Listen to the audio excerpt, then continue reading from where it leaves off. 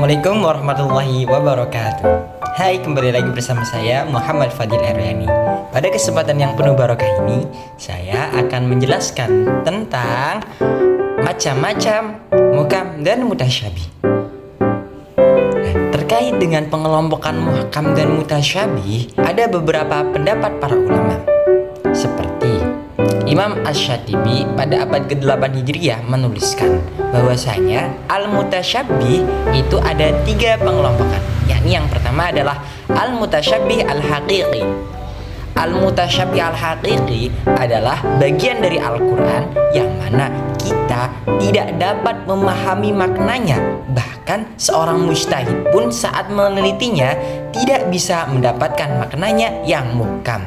Seperti kata alif lam mim. Ya, yang kedua adalah al-mutasyabbih al-lafdi. Al-mutasyabbih al-lafdi adalah bagian dari Al-Quran yang sebenarnya maknanya itu bisa dimengerti dalam syariat.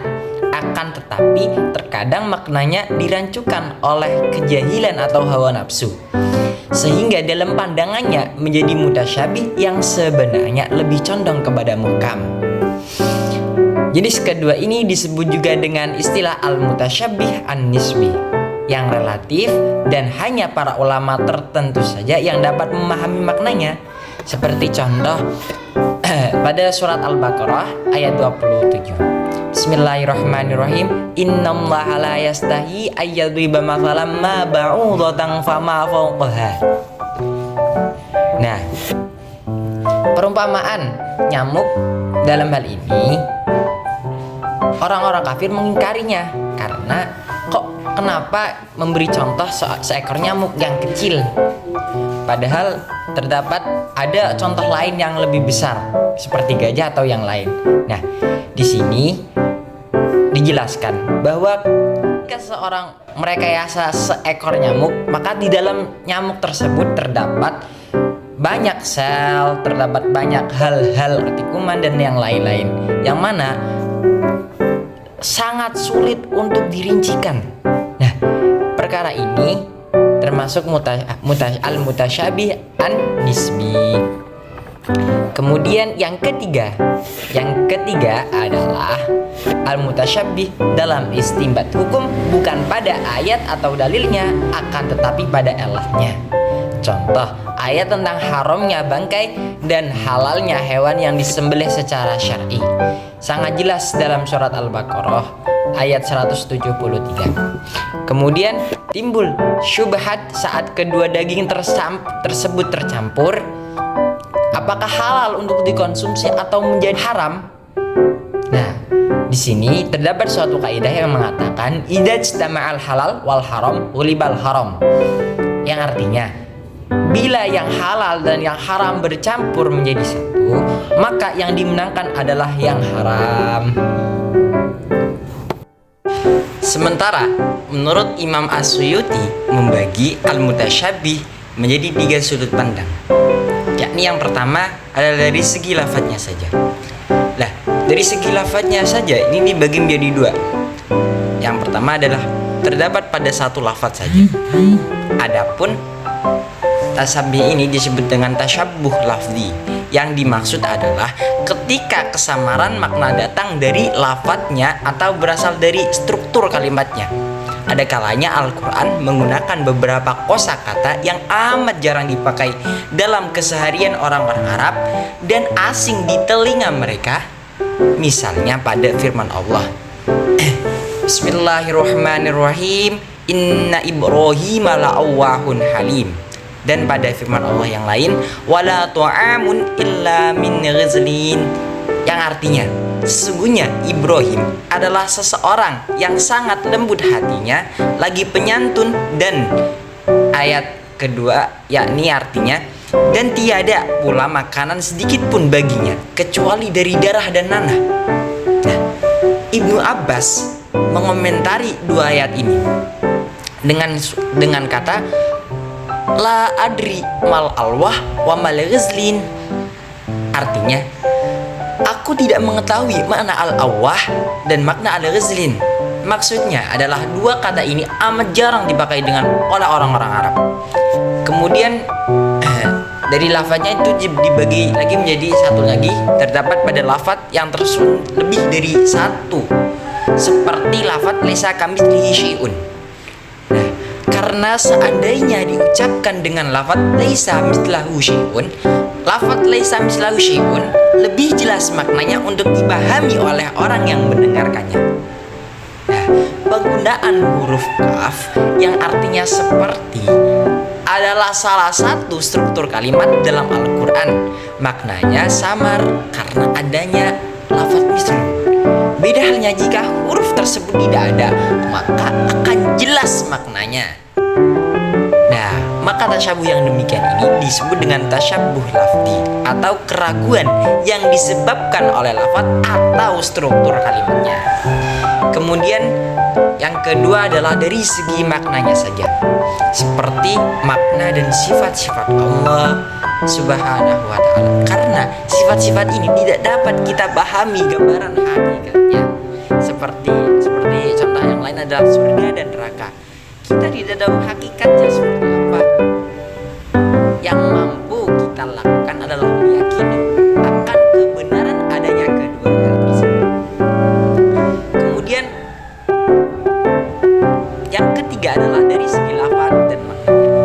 Nah, dari segi lafadz dan maknanya terbagi menjadi 5. Terbagi menjadi berapa? 5. Yang pertama adalah dari segi populasinya, seperti contoh pada permasalahan umum dan khusus. Ada suatu lafadz, ada suatu ayat yang menerangkan faqtulul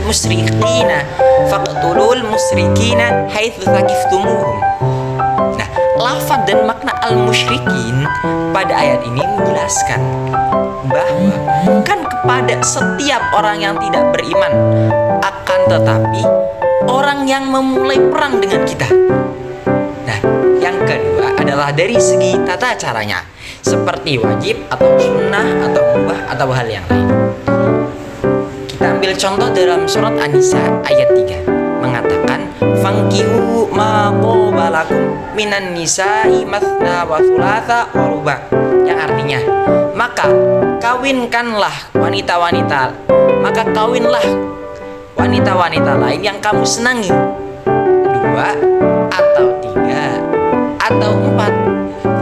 Nah, maka dalam menentukan wajib atau sunnahnya tentang menikahi perempuan sebanyak 2, 3 atau 4, para mufassirin menganalisa dari berbagai sudut pandang. Nah, barulah menentukan atau memutuskan hukumnya.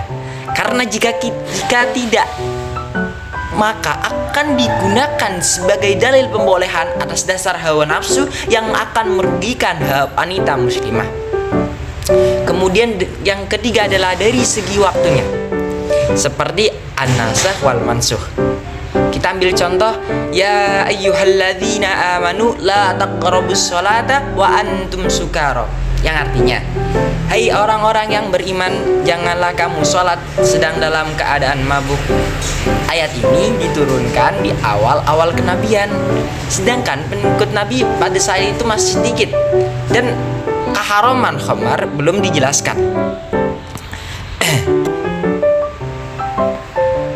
Lah, ayat ini memerintahkan kepada setiap muslim yang akan mendirikan sholat tidak dalam keadaan mabuk.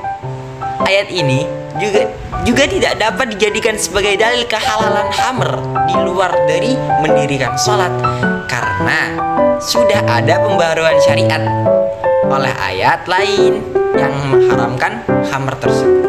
Allah berfirman, ya bismillahirrahmanirrahim, ya ayyuhalladzina amanu innamal khamru wal maisiru wal ansabu wal azlamu rizqum min amali syaitan fajtanibuhu la'allakum tuflihun, yang artinya, hai orang-orang yang beriman, sesungguhnya meminum khamar, berjudi, berkorban untuk berhala, mengundi nasib dengan panah adalah termasuk perbuatan syaitan, maka jauhilah perbuatan-perbuatan itu agar kamu mendapatkan keberuntungan.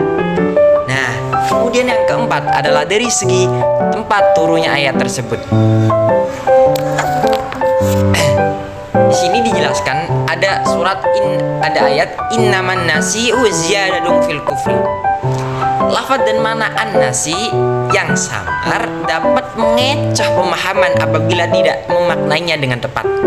Ayat ini berkaitan tentang bulan haram, yaitu bulan yang suci yang disucikan oleh umat Islam, yaitu antaranya Muharram, Rajab, Zulqa'dah, dan Zulhijjah. Nah, bulan-bulan ini adalah bulan-bulan yang dihormati, dan dalam bulan-bulan tersebut tidak boleh diadakan peperangan. Tetapi peraturan ini dilanggar oleh mereka dengan mengadakan peperangan di bulan Muharram dan menjadikan bulan Safar sebagai bulan yang dihormati untuk menjadi pengganti dari bulan Muharram tersebut. Nah, sekalipun bulan-bulan yang disucikan menjadi 4 bulan, akan tetapi perbuatan ini merusak tata tertib di Jazirah Arab. Tata tertib tersebut menjadi kacau dan lalu lintas perdagangan terganggu. Kondisi ini hanya berlaku dan dikenal di Jazirah Arab. Tidak akan kita dapati pada tempat yang lain. Oleh karena itu, untuk menghilangkan tasyabbuh di atas, hendaknya memahami suatu ayat secara menyeluruh dan tidak sepotong-sepotong. Kemudian yang terakhir adalah 5 lafaz dan makna yang samar dalam menentukan syarat sahnya suatu amalan atau rusaknya suatu amalan, seperti sholat, nikah, haji, zakat, dan lain-lain. Demikian yang dapat saya sampaikan. Mohon maaf atas segala kekurangannya dan terima kasih atas perhatiannya. Assalamualaikum warahmatullahi wabarakatuh. See you.